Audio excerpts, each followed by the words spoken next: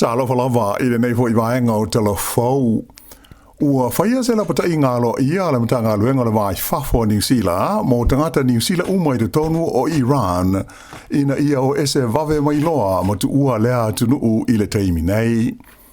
Ua whaalia lo tu a whaapopola ina o le minsta al vai fafo ia wawasa mana ia Winston Peters, I li poti ia ua maua mai Iran, ua iloa I le whaisio tia leo tangata sa awai ini te te I le tonu o lea tunu tele.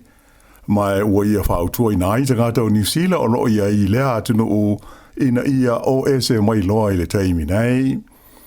O se li poti mai le whaalabo tonga lea e whaamautu I Amerika e whaai ngoina o le Aotearoa, na tawa ia whapea ua lato whaamaunia e lima se lau whaas fulfa lea whaingo tangata ua mali liu I do tonu o le se fulu lima so solo te te e tangata lautele e whaasanga I le whainga malo I salama a Iran. O le teimi nei, o lo o tuwaio na maua maini li poti mani whaamtalanga mai Iran. Ona o le stofi na te nei, na motu si ai le whainga malo a lea tunu ia veso o ta inga uma tele wawave wha teknolosi I lunga o le interneti a toa ai ma telefoni. O lea ua uma na fola le pele stene Amerika ia Donald Trump, le ono osa wha ia I le military le United States o Iran, pe awhai o le awhai na tangata ia o loo awai solo te tenei e whaasanga I le malo o Iran. I se whaasara launga wawasa mana ia Winston Peters I lunga o le X, sa ia tawa I le mutua whaapopole ina o le malo New Zealand, I li poti e tusa o tangata nei ua mali liu ona o ia solo te te I le atunu, mai ua ia whautua ina I le fitafita le malo Iran, ina ia taofi le sawa ina o tangata o loo awai I ia solo te te. Whaalia fo e wawasa, o le awai ma le whaia o ni te te file mu, o le aia te tau tu pito lea so o se tangata so I fua.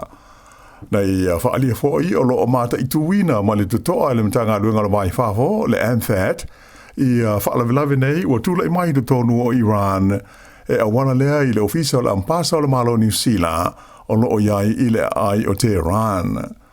Whaamao nia mai fo I le AMFAT, o le teimi nei, o loo maua le fisota inga le ofisa o New Zealand I Tehran, ma tangata uma e toa tolus furuiva o New Zealand, ia ua mauti noa, o loo iai I te tonu o le nei e tunu.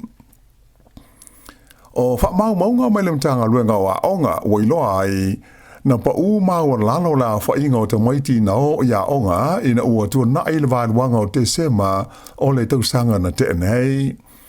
O le whainga o loo iai, e pule le aonga I le aso e ai, ma le aso e tu uhai, I te tonu o ni taiala ua whaatulanga ina le mtanga luenga o aonga. Whaamaunga ua whailo mai ua iloa ai, e tusa o le awha o aonga umai te tonu o New Zealand, na te Tala pea ma whaawau I le vai aso whai ua le kuata lo na wha, mai le aso sifurulima e o I le aso sifuruiva o te sema. O ia whaamaunga o whaali ai, e lua afe tolu se lau walu sifuru ono la whainga o aonga e masani o na tu ina atua la tu whainu mela I le mtanga luenga. Peita ai, e o mai I le aso ngafua sifurulima o te sema, e na o le afe tolu se lau lua lima I aonga na te Tala pea, mai loa ai, sa onga la whainga e tolu se lau ono sifurutasi afe, iwa se lau lima wha o alatu te maiti aonga I le vai aso whai ua le tausanga. Na whaalia fo I ia whaamaumaunga, o aso na mau ona o le tia I aonga ma le lea aonga o te maiti le luafe luasfuru lima, o le 5% na ali ni mai le kuata lona wha o le tausanga. Ai o le vai aso whai u mai le sfuru lima e o le sfuru iwa o te sema, na o ai lea o whainga I le vā le sfuru maltasi, ma le lua se furu ma le 8%. Sa mana o le whainga malo ina I ausia le 8% o te moiti aonga e awai I aonga, ma I o atu I le 9% e mawhai on awai a la tau vasenga I le tausanga atoa. Peita ai sa le I mawhai on ausia le tulanga e tu sai o whaamaunga nei ua whaalau I tele mai. O le nei tausanga, wa iai se whainga fau ua whaatulanga ina le mtanga luenga wa aonga, mo le awai o te moiti aonga I a la tau vasenga. E mawhai o na e ma amata aonga I le nei tausanga I le kuata muamua, I le vāo le so ngafua luas fulmaliva o Januari, luas fulwono o Januari, ma le so ngafua le so iva o Februari, ai wha auma matu ua le kuata wha I le asafora I le se fulmale valu o te sema. Ua fola le whainga malo o lo tu nei le foe, o le ama whaio na whaasawina le tusa o le tolu se lauono se fulta le tausanga I pili o moli e le tise I se whainga fau e ta ua o le open electricity. O le vai aso nei lea ua whailoma iai le minsta le malo si anga o Simon Watts, o lo iai le whaanaunga o le malo e le tauana o atu ia se tema o le tausanga nei, ua amata whaau ngā lea whainga fau, mo le pule ai o le tau o le eritise I le tonu o le tunu. O le whainga le nei, le open electricity, e manatu le malo o le ade tau na whaare le iai I whainga whaatau wanga I le vāo kompani e pulea le tau o le eritise I le tonu o le tunu.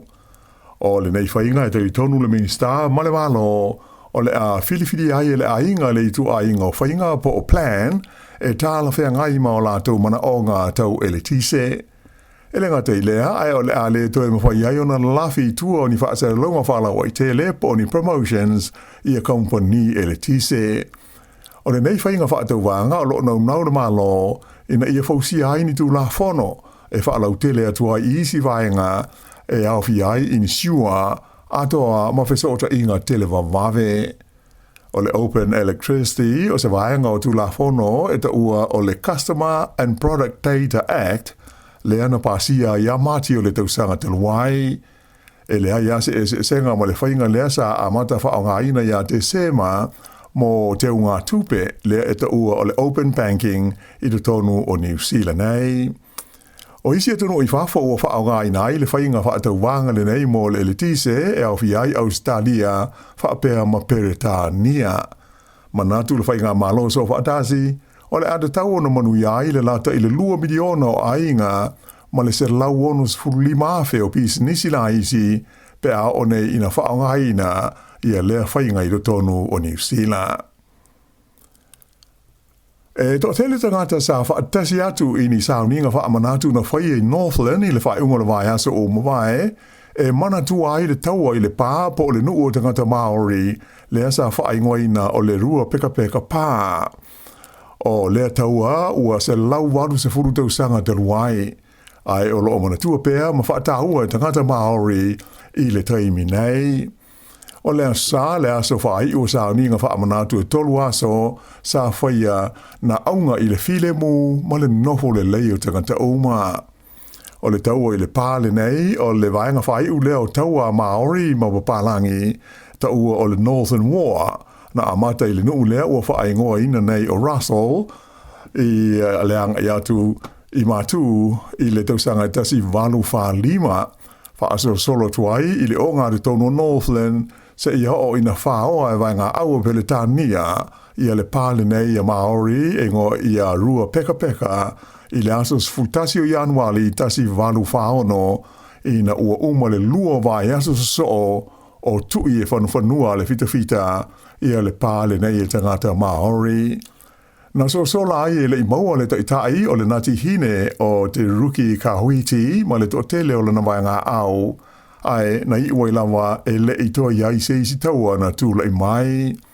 O na pauleo le tū malo New Zealand e le I whaoa wha malo si e le malo na ele. Peita ai o le nei taua e tele ni e senga na tū la I mai ai se I o mai ai o na ponei. Ona e to tele Maori sa tau mo le malo mo le fita a Peletania whaasanga I a te ruki kawiti ma isi vaenga to tele o tangata Maori I lea vaenga o lea tunu. To tasi le tangata na manu o tinga ina I se whaalewe lawe sa lipo tia mai le ai o Palmerston North I le fiafio la songa fua anafi.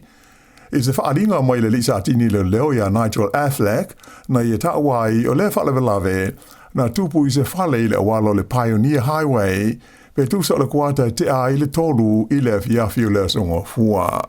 To tasi le tangata na manu o tinga inai, mai sa awinatu I le whale mai mo tungo fitinga, ai o lopa ngā solo pēr suenga a leo I lea whaalawe lave. I le teimi nei, o leo whailo mai e leo I roto lua, le maua ai lea o le tino maliu o se lii, e whaapea na leilo mai le vai aso o mawai a o ta ele o ia i le waitu loto o le tikitapu po o le Blue Lake. Sa li potia i leo pe tu so le afol se fulu i le poles foreide taluai e whaapea le i foa ia ne lava ia le ta elenga le nei tangata. Ma na amata mai iaisa e linga moia se ia o ina mauolo na tino maliu i le stonai e mai ua li potia atu le mata upu i le pule maliu po le corona. O le masina fau o Februari, o le alawi nai le whaai unga le whaamsinonga i au kilani, mo se ali ua wha maunia lana solitu la fono, o le wha polonga ina ni tamaiti Sāmoa se to'olua sa i lalo lana tausinga.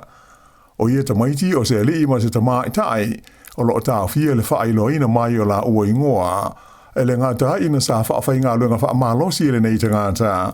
a esa ia sa wa ina fo i ma whapeo na whao o lima mata ngā o ia i le teini titi nā fia.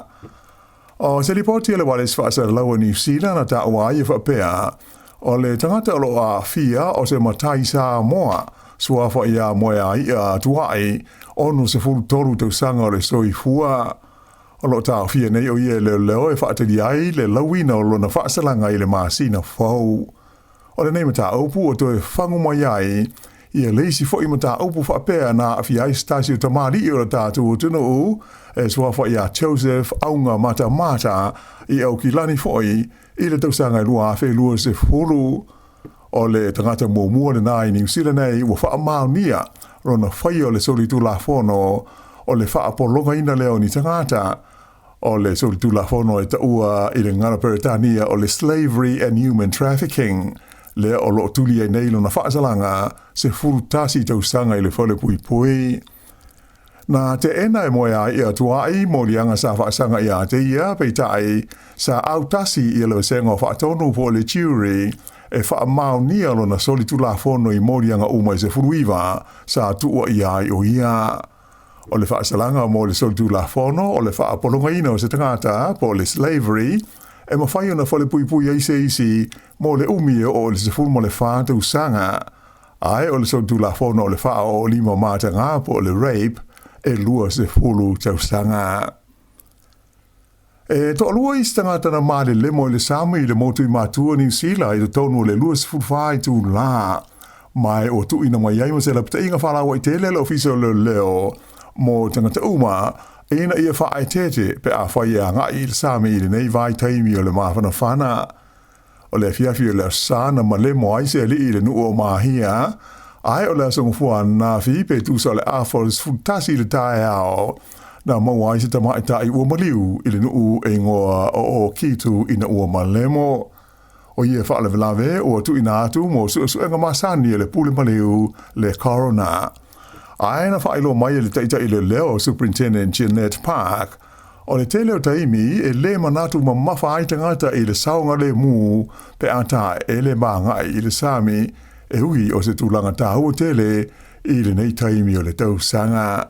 Na ia tā ua a wha solo atu ina vevela ma mawhana whana le tau to tele i la tau e mana nao ina ia ngai e tofu ma tā ele ai i le Sami. O le whautuanga mai le mtanga luenga leo ina ia tautua nā le saunga le mu i taimi uma. O tūlanga tau le saunga le mu o mafuai o na tapuni i ale ala lau papa tau taua o le Skipper's Bridge i le ai o Queenstown, ona o ni whaale tonu e a awhi ai wae au a mea de tele e taula ai lea au ala lau papa. O le asonga fuana nafi lea na whaelo mai ai le pulenga o le Queenstown Lakes District e whapea o ia whaale tonu ua tāpu ni ai nei lea ala lau papa mo le whewa inga o tamale whapea wila ai mai se foi ma tangata Sāmoa Valley sa ia toe maua mai se isi whaalinga i le lumanai. O le awala lau papa le nei na te tala i le tausanga tasi iwa o tasi o lo ave iai le whaalangina whaapea o le ala lau papa tau po le Suspension Bridge au pito i maunga le i le tonu o New Zealand a toa e whesota iai Queenstown ma le Skipper Valley whaapea ia ila male ele whaasawina ingo o le Mount Aurum Recreation Reserve. Whaedo mai Roger Davidson o le pulenga o Queenstown o le nei whaeunga e mautinoa te le lava la whaina i o tangata ino nofo ai lea vaenga o le tino o Ai whaapea fo i ma kompani e whaafoina malanga mō tangata tā whaamai moa, whaapea lea tunu ulau tele e māsani o nā asia sui atu i ai. Pei ta ina ia tā ua o lo awe le whaamua mua i le saonga le mua tangata uma e whaonga ina ia lea ala lau papa. Na ia tā ua fo e whaapea ua iloi su e ngā ua leanga ma ua whaale tonu ia waia ua mea la popoa ia e tautau ai le nei au wala i le vāo maunga e lua mai le o mawhaio nei loa le lei pe o lea tonu le mamafa e mawhaio na ngawhatia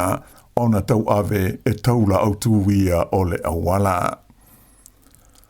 E to tele tangata whaatau i le Ayo Christchurch wanga i atu e whaatau i se supermarketi fau ua te Tala i nei i lea fo i vaenga o lea tunu.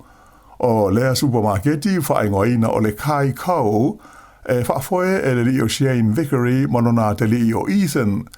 whaalia mai e le neita mā o le mafuanga au tū o le whaavaina o le la whaloloa faule nei ina iai i a seisi supermarketi e a ngā iai tangata whaatau nei lo le Woolworths whapea mo le foodstuffs e pei o whaloloa au tū ia mō mea tau mawha. Whaalia Shane Vickery o unwa i aso e tolu sa te Tala i de la supermarketi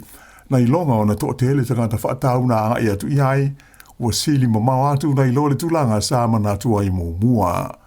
O le neita māmalo na tali sa whaia mua le la pisnisi o se whalepovi whaatau ai ano o manufasi mai o lo i ele whaamoe moe e whaale leia tili au unanga faule nei e wala i le tele o tau mawhalelei e fili ai le atunu o whaatau. E ta alonga, i laka pi fitu whaale vāo mā lo, o le atau wā au umai lua li whapele au ta maitai a Sāmoa, i le tamusanga o au le vāenga tolu, po o le third tier sevens, lea o le awhaie le whae unga o le vāe aso nei. O le nei tamusanga o whaengoina o le 7-3, o le awhaie Dubai, i le aso sfuru fitu ma le sfuru mo le valu o Januari. E le ngata i au umai lua a Sāmoa, ai o le atau wāi foi ma le au wāli i a Tonga. O le fitu wāli i a le manu Sāmoa, o le ata aro i le pulu o lo au fiai i a le au a Colombia o Hong Kong, whaapea ma Tonga, i le taunisanga le nei i Dubai. Ai o le au a tamaitai e pulu i a Sāmoa ma Argentina, Colombia, whaapea ma le au a Polani. Tolu tama fau o le ata aloai mo le fitu o le manu Sāmoa, o la tauia e au fiai wha amanu a polone pone, e le tise ese ma Cayenne Joseph Brett Alo, ai o waina sione whapea ma Owen Niue, ua filfilia e avea ma kapiteni o le au.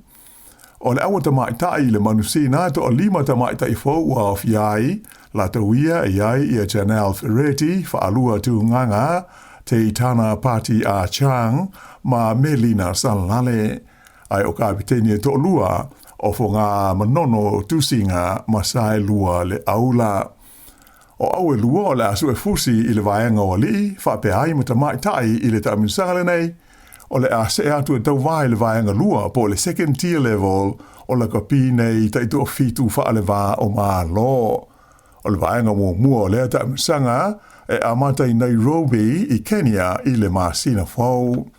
Ai o le vaenga mua o le kapi fitu ale lalulangi o le amata le taminsanga i Singapore i le whaai unga o le masina le nei o Januari.